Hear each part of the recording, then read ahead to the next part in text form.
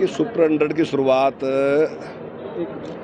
2018 में शुरू की गई थी और उससे काफ़ी उत्साहित हैं। कभी मैं समझता हूँ पहली बार में ही हमारे 25 बच्चे जो हैं उन्होंने IIT में उनका एडमिशन हुआ था और दूसरी बार में हमारे 29 बच्चों का IIT में और 26 बच्चों का MBBS में एडमिशन हुआ। अब की बार 41 बच्चों ने हमारे IIT में गए थे और अब की बार का है जो हमारा टेस्ट है जो क्लियर किया, वो 138 बच्चों ने टेस्ट क्लियर किया है। एडवांस टेस्ट भी उनका होना है। मैं समझता हूँ काफ़ी अच्छी संख्या में उसमें बच्चे आएंगे, तो हम काफ़ी उत्साहित हैं उससे और हम उत्साहित के साथ ही हमने उनकी संख्या बढ़ाई दी। अब 600 बच्चे हैं, 400 बच्चे हमारे सीधे हैं जो ऑफलाइन हम उनको कोचिंग दे रहे हैं, 200 बच्चे हमारे ऐसे हैं जिनको हम ऑनलाइन कोचिंग दे रहे हैं। साथ ही हमने एक बुनियाद कार्यक्रम शुरू किया है। 9th क्लास के 4500 बच्चे ऐसे हैं जिनको हम 4 पीरियड रोज़ाना हम ऑनलाइन को पढ़ा रहे हैं और 10वीं के भी हमारे पास 4500 ही बच्चे हैं जिनको ऑनलाइन हम पढ़ाते हैं। तो आने वाले टाइम में मैं समझता हूँ इसके परिणाम बहुत अच्छे होंगे और अच्छा उसका परिणाम रहेगा। जो सरकारी स्कूलों का स्ट्रक्चर है, जैसे प्राथमिक स्कूलों की कई जगह हालात सही नहीं है, तो देखिए हमारे पास काफ़ी बड़ी संख्या में स्कूल हैं।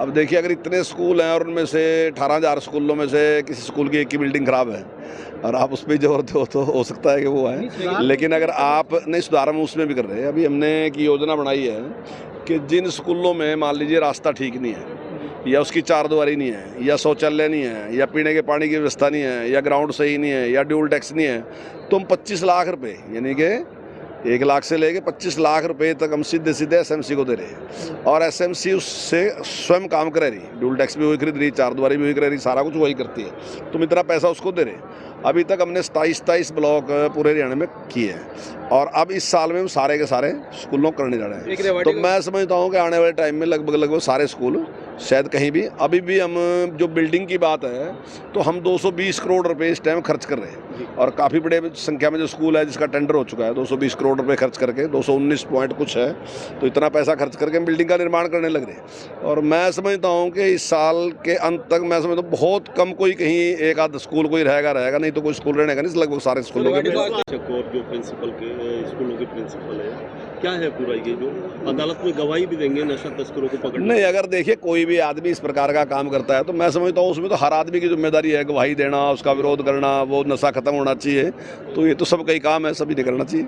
PM श्री स्कूलों की ऐसे बात कही है आपने, तो क्या उसके लिए क्या कार्य योजना बनाई है? देखिए वो स्कूल के नॉर्म जो हैं वो केंद्र सरकार ने तय किए हैं। स्कूल हमारे वही हैं जो पहले स्कूल थे, उन स्कूलों में से उन्होंने इस प्रकार के 276 स्कूल फाइनल किए कि इन स्कूलों में PM श्री शुरू किया जा सकता है, तो उनमें हम शुरू कर रहे हैं। उसके नॉर्म जो होंगे वो केंद्र सरकार के होंगे, लेकिन जैसे हमारा संस्कृति मॉडल स्कूल है इसी प्रकार चलाएंगे।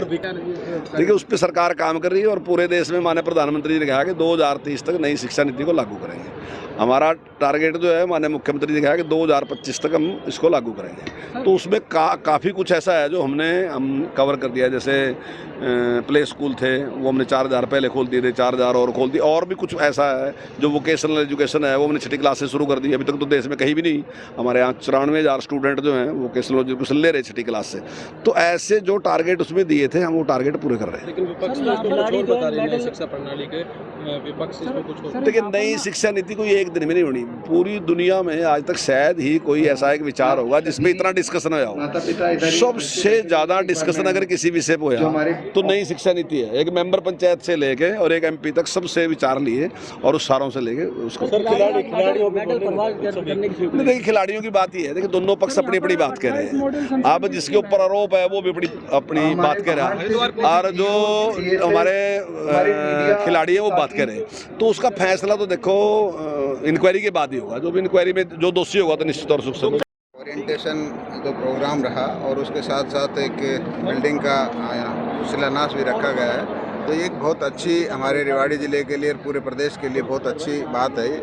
और जिस तरह से प्रदेश के मुख्यमंत्री माननीय मनोहर लाल जी ने जो पहले एक धारणा थी कि भाई सरकारी स्कूलों के अंदर तो गरीब लोगों के बच्चे पढ़ते हैं और दूसरे बच्चे नहीं पढ़ते, लेकिन उनकी जो अंत्योदय की सोच है कि भाई गरीब से गरीब आदमी को भी उनकी जो अधिकार है या उनके शिक्षा के अधिकार वो मिलने चाहिए, और उसी माननीय मुख्यमंत्री जी की प्रेरणा से ही ये सुपर 100 कार्यक्रम शुरू किया गया। और आज आपने देखा होगा कि 2018 से ये सुपर 100 प्रोग्राम शुरू हुआ था और आज स्टेज पे भी आप लोगों ने देखा होगा कि इसके ज़रिए बहुत से बच्चे कोई आईआईटी में गए, कोई मेडिकल कॉलेज में गए, कई और दूसरे बड़े बड़े कोर्सों में गए हैं। तो ये बहुत अच्छी पहल है और गरीब आदमी के जो बच्चे हैं उनको एक उड़ान एक उड़ने के एक पंख मिले हैं कि वो अपने जो उनके मंसूबे हैं उनको साकार कर सकता है।